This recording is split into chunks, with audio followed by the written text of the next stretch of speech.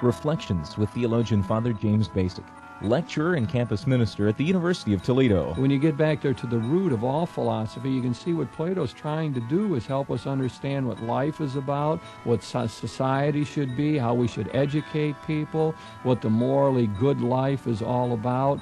The great questions are all there. Whitehead once said that all of philosophy is nothing but a footnote to Plato. So we're dealing with a giant here who shaped much of our thinking ever since. Everyone walking around in the Western world today is influenced by him, whether the people realize it or not. Joining Father Bacik in today's Reflections is Kevin Anderson, a member of the pastoral team at Corpus Christi University Parish. Today, Father Bacik and Mr. Anderson will be discussing Plato and the search for the real. Now, here's Father Bacik. Kevin, you and I have been doing something interesting this year. That is, doing a great books course together, which we're studying some of the classic works and trying to relate it to contemporary understandings of religion and theology. I'm finding it fascinating to go back over material like that, and I was sort of wondering about your own reaction to that, to this great book study. Have you been enjoying it? I noticed you've been doing your homework regularly and coming to these tutorial sessions well prepared, so I presume you're getting something out of this. Well, I've enjoyed it very much, Jim. I think it's a great opportunity for me to get a greater appreciation for the intellectual heritage, so to speak, and I just feel that if I go on to do any writing or contributions of my own, that I will benefit a whole lot from this kind of study, and especially under your direction. Well, it has been, it's good as a teacher to be, I suppose all teachers sort of look for an opportunity like that to deal with these important classic works and have a student that's interested in them and likes to talk about these things.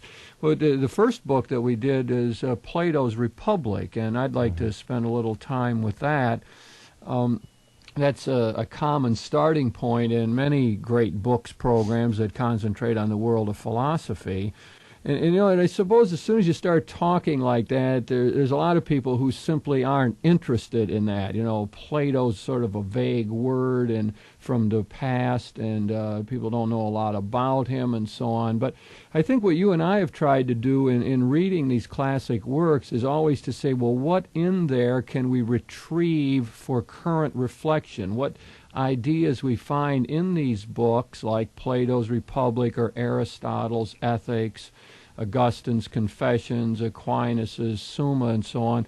What do we find in these great classic works that can help us? These works have become part of what we call the great conversation, the thing that people have studied over the years, that influences other thinkings. They're our common heritage. I guess one of my feelings is that we lose part of that, that we're impoverished as a culture when this knowledge isn't had by more people, because it's what shaped our thinking. Just thinking of some of the phrases we use out of that Plato has given us. We talk about the Socratic method. And of course, that comes from Socrates' idea of being the gadfly and always asking the probing questions. We talk about the world of academe, the academy, which is the name of Plato's school that he followed. We talk about platonic relationships where there's no genital sexual involvement and so on. It's a friendship kind of relationship. So much of our common language even is shaped by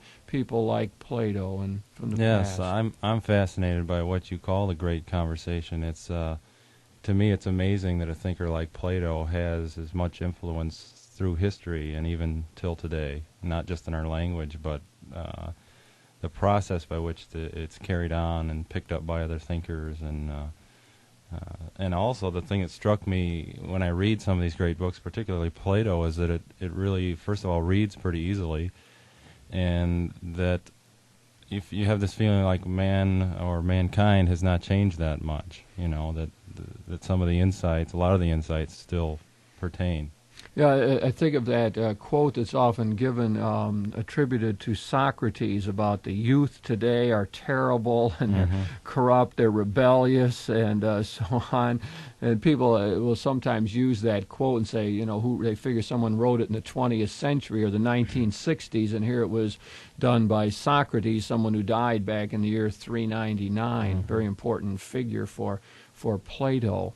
I suppose that if we're going to talk about his book, The Republic, we ought to just locate a little bit this fellow Plato.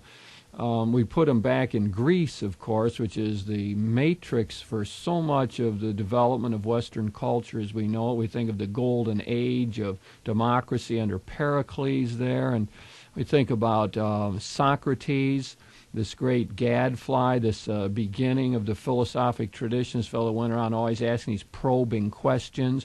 And of course, we know Socrates through the dialogues of Plato. He's the hero of the Republic, one of Plato's most important works. It begins with Socrates' whole discussion of trying to figure out what justice is all about.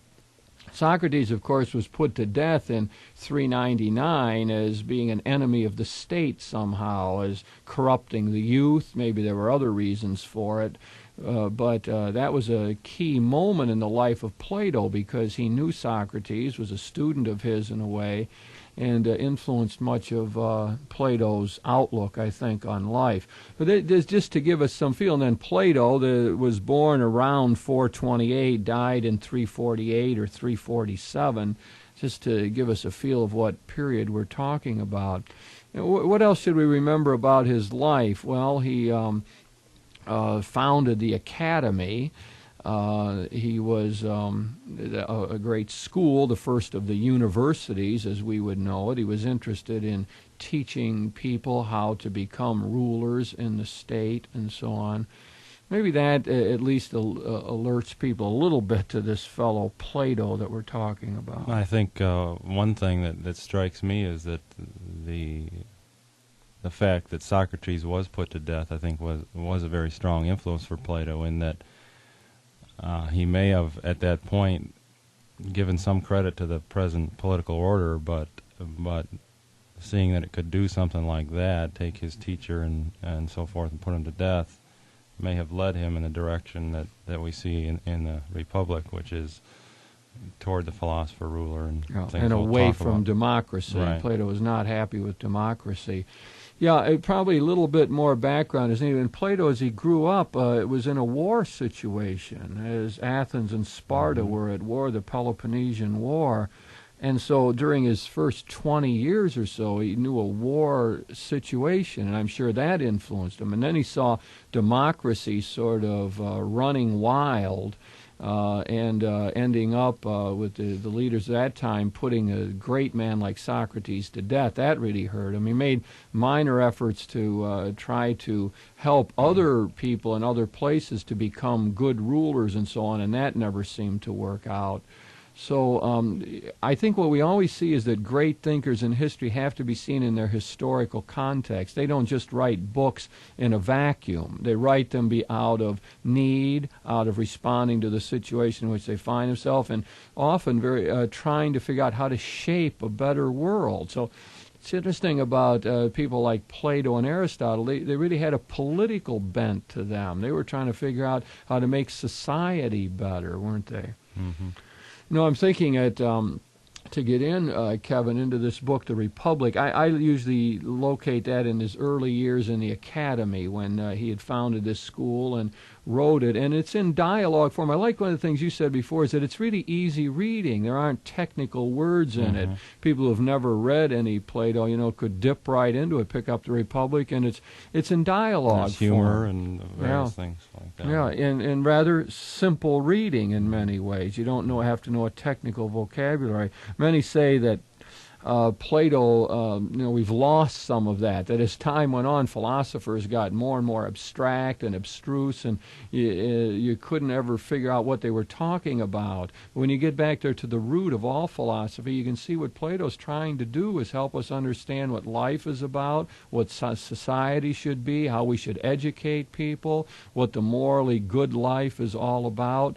the great questions are all there. Whitehead once said that all of philosophy is nothing but a footnote to Plato. So we're dealing with a giant here who shaped much of our thinking ever since. Everyone walking around in the Western world today is influenced by him, whether the people realize it or not. That's one thing that we've discussed before, is that Plato, when we talk about the Republic as being a book about politics, it's a much more general sense than we have today, and you can pick that up in the writing. It's not a step-by-step theory of a political order. It's just how to be a good citizen, and it's ethics and it's justice and everything combined together. That's right. And we don't think that way so much today. That's we right. separate everything out. Yeah, they had a much different understanding of politics.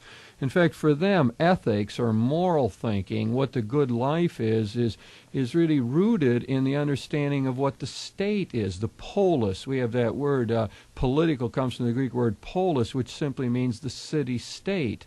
He lived in Athens. Now, Athens is probably was a little bit smaller than the city of Toledo, to give a sense of that. And it was only the adult males who really had control and who were involved in the democratic process at that time. I think it's been estimated something like 50,000 adult males who really were controlling Athens. And the first question becomes in the Republic, well, what is justice? And Socrates says in the dialogue that Plato has written, well, if you're going to find out what justice is on an individual basis, you have to go to justice writ big. That is, justice as you find it in the society. Mm-hmm. So that's the way the whole dialogue ends up getting started here. Mm-hmm. Kevin, I'd like to, while there's many themes, let's just sketch out quickly some of the things that strike us about the Republic. Let's take up the notion of the common good. That one of the big things about Plato is that he's interested in the common good. Everyone's supposed to sacrifice, even the rulers in the ideal state he wants to set up, for the common good. Everyone, the happiness of everyone is really at stake. That's one theme. Any other themes that strike you? We'll eventually settle in on some. Yeah, that struck me. Even he develops the ultimate leader, the philosopher ruler. It's not really something that's based on power or prestige or wealth. It's really a notion of service, and it's not something that they necessarily want to do, but they have the talent, and therefore they should lead the government. And that. Yeah, you've brought up, which is the key notion that people associate with the Republic, the philosopher ruler, the philosopher king, or as he calls them, the guardians. They're the watchdogs of society, and they're the people who have studied.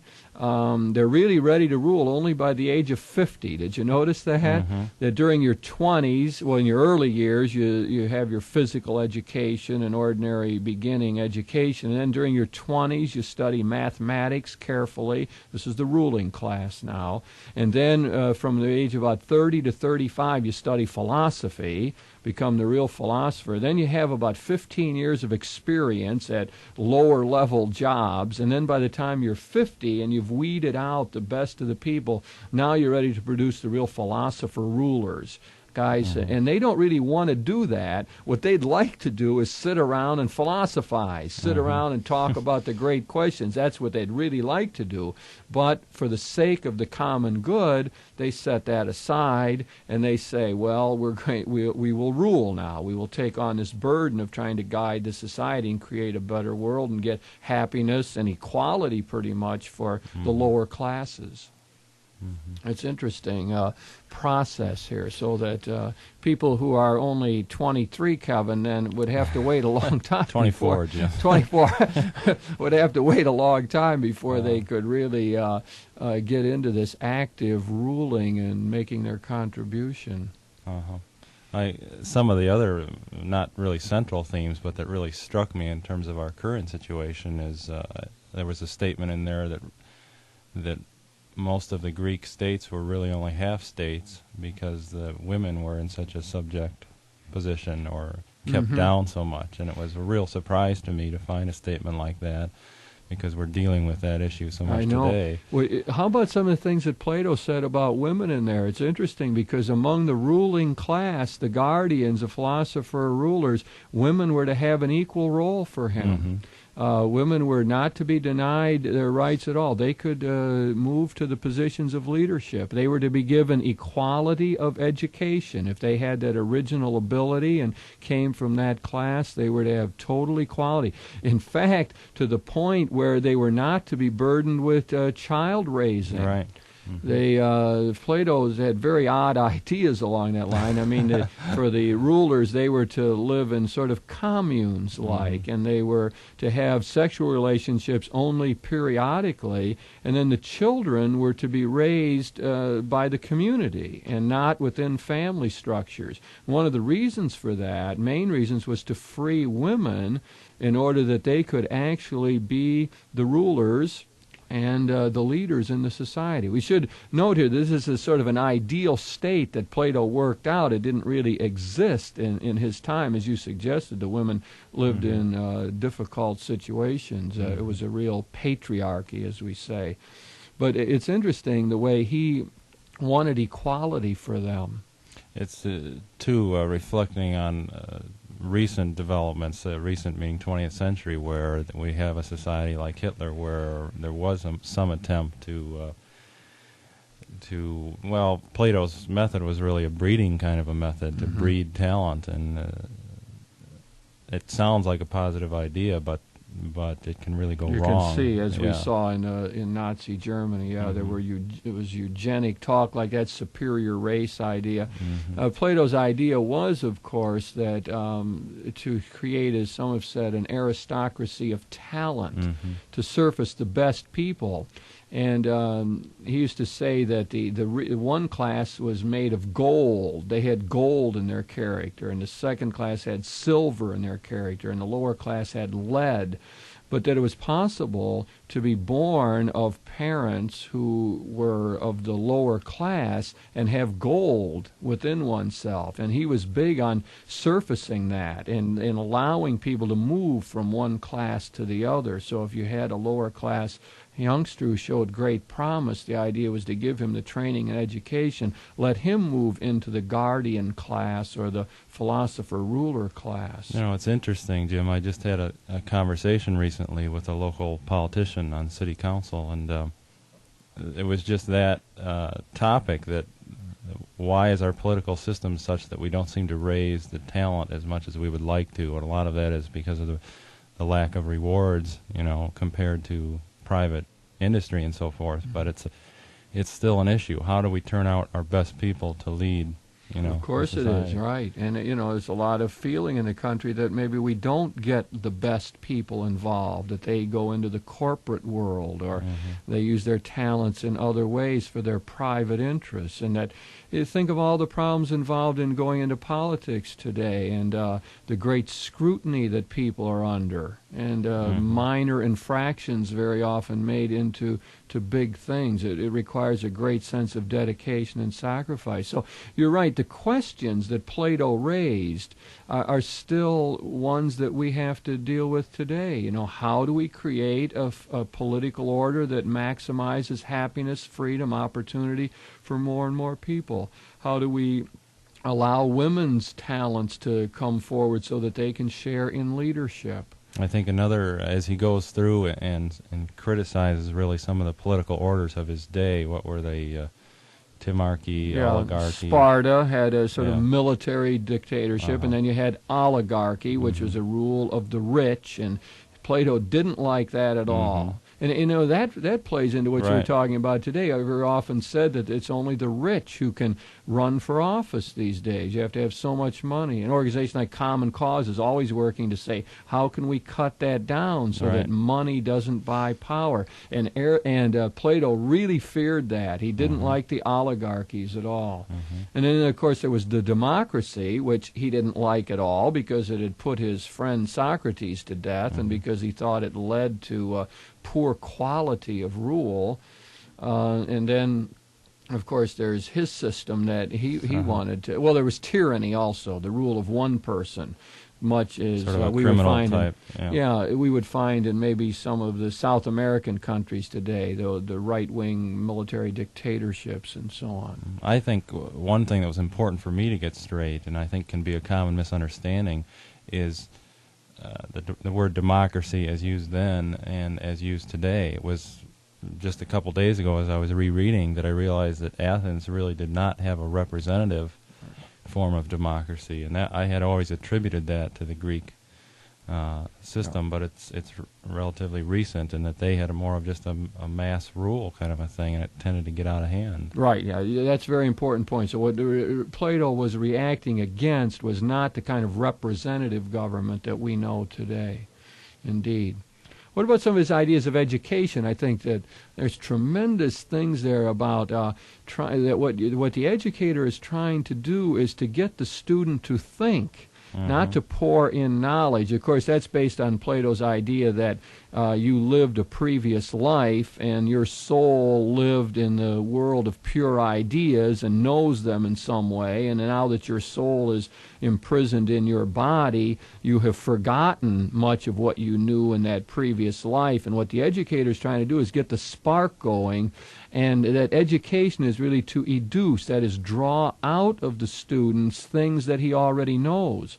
Well, I mean, I find that idea to be exciting, even if you don't buy Plato's ideas of the world of ideas or that the soul pre-existed in this world, but still the idea of that the educator is not pouring something into an empty vessel, but pulling out something that people already know. That's that Socratic method. You find out you know more than you ever thought you knew. Well, yeah, you know that I've struggled with that myself in my own education. I've found not a high percentage of teachers or students, for that matter, that really like that kind of a process. We've gone so far to just taking one course after another and sort of the teacher presenting material and you know giving it back on a test, and there's not too many opportunities to really stir up inside and make you work things out on your own, at least in my experience. Right, and so it looks like we need, following Plato, that we would need to do more of that kind of thing. We have more questioning, more opportunities for people to do their own reading and studying and to make it their own. Learning is when you are changed, when you are modified. You now,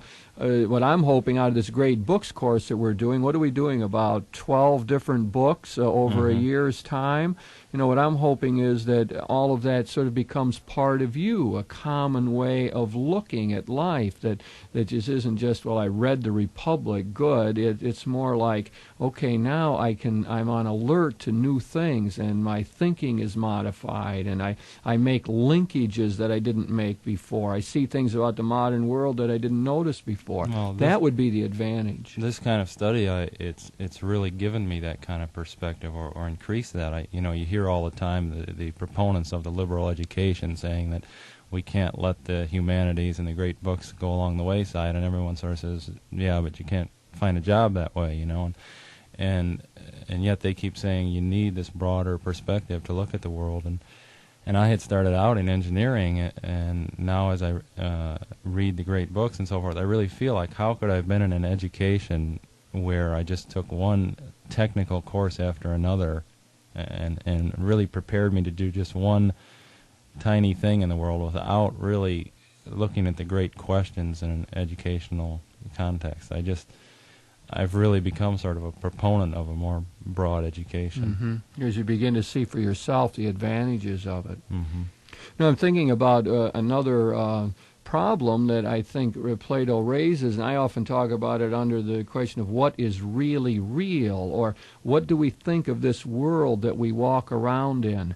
And we must say that Plato has shaped much of our thinking on this, because for Plato, this world of appearances is not the important one. For him, there is this other world, a sort of heavenly world, where the essences of all the good things exist, like a treeness. The essence of a tree exists someplace, and the essence of good exists someplace, and that's the important world, and that's what your soul is to be in touch with, and that your soul is sort of imprisoned in your body now, and this is the sexual drive and so on just gets in your way. It messes you up, and all your instincts, your appetites are always in danger of getting out of order, and that what your reason is supposed to do is to control that, but your intellect, your intelligence is fastened on that world of forms, the other world. And, of course, that sets up a whole outlook on life that's come into the thinking of many religious people, where that world of ideas is translated into heaven. It's only heaven that really counts. And therefore, bodiliness, sexuality, and this world are planed down, reduced, and almost made into nothing or as a negative factor. Yes, I think, that statement, the main question, what is really real, that's the kind of question that for a lot of people that aren't into philosophy, they say, well, here we go, this is philosophy. It's, but when you get to the concrete examples of how this kind of thought has made its way down into the ways we think today and the ways that it's come down into theology and Christianity, it's really powerful, and it shapes, like you were talking, especially, that I did a paper last year on sexuality. Yes. And tracing some of that kind of Platonic thought that has led to sort of an anti-bodily feeling or thinking, which has really become part of our culture, I think. Sure, you can see that Platonic influence. The world of sexuality is so influenced, as though the body is bad, the sexual drives just do nothing but mess you up, that those are the worst sins in the world. That's all Platonic. Platonic is, Plato had the idea that the soul is simply imprisoned in the body, and he has continued to influence us that way all the way along. That's one notion when we've talked about, there's so many questions that come up, but when we talk about death, for instance, I did not realize how much my own notion of death and of human beings really was influenced by Plato, because really it is the notion of a separate soul and a body, and they're very distinct entities. And you have challenged me to some more modern, I guess, or different ways of looking at that, as bringing those two more together into one being. But it's really hard for me to make that transformation, because I'm so used to thinking in a particular way. That's true, yeah. But to recognize the roots, I suppose, starts the process, at least, of trying to figure out how you could see that differently. Now, for Plato, he has that great simile of the cave. He thinks that the world is like, people are like being prisoned in a cave, and their heads are straight forward. They can't turn around. And behind them is a fire, and behind them people are moving around and so on. And they're looking at a wall or like a screen, and they're seeing nothing but the shadows. And Plato thinks that's how many people are. They see nothing but the shadows of life. And that to become educated is to get your head loose, to turn around and see what is really real, and then even more to climb out of the cave and to get out into the sunlight and to see that the sun is illuminating everything, and to get in touch with it he calls the form of the good, what we would probably call God. I'm sort of rambling on there, Kevin, and we're going to run out of time. There's so much more we could talk about the Republic and so on, but this last point we maybe want to pin down a little more clearly, and that is, what is really real. For Plato, it's the other world. It's for heaven. And, I think that in a Christian outlook, we'd have to say, well, that doesn't wash. For us, the incarnation is real. God becomes man and pitches his tent among us, and that this world is terribly important in a Christian outlook. This is the world where God is acting. God sent his Son to save the world. And our job is to help transform this world, to create a more humane society, to bring more love into the world, and so that we take that seriously. We have a positive outlook on sexuality, on our bodiness. All of that sort of is anti-Platonic. And our discussion of the Republic maybe can help us move in those more positive directions.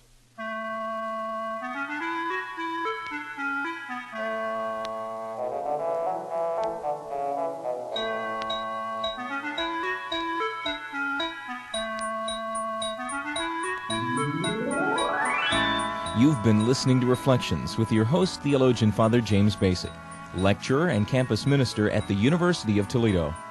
Joining Father Bacik in this discussion was Kevin Anderson, a member of the pastoral team at Corpus Christi University Parish. The topic of this week's Reflections was Plato and the Search for the Real. Comments or questions on this show, or suggestions for future topics, should be sent to Father James Bacik, Catholic Campus Ministry, 2086 Brookdale Drive, Toledo, Ohio 43606. Funding for this program was provided by the Catholic Communications Campaign of the Diocese of Toledo.